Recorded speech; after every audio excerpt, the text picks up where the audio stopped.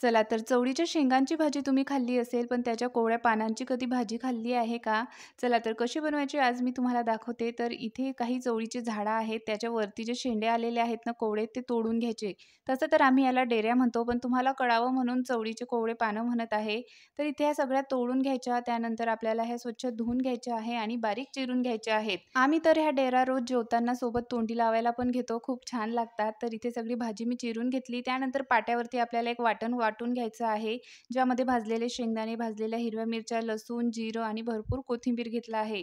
वाटणसुद्धा मी इथं वाटून घेतलं. त्यानंतर कढईमध्ये तेल घालायचं आहे, तयार वाटण घालायचं आणि छान हे यामध्ये परतून घ्यायचं. सोबतच यामध्ये थोडीशी हळद घालायची, हे सुद्धा परतून घ्यायची. त्यानंतर बारीक चिरलेल्या डेऱ्या यामध्ये घालून घ्यायच्या, चवीपुरतं मीठ घालायचं आणि हे छान यामध्ये परतून घ्यायचं.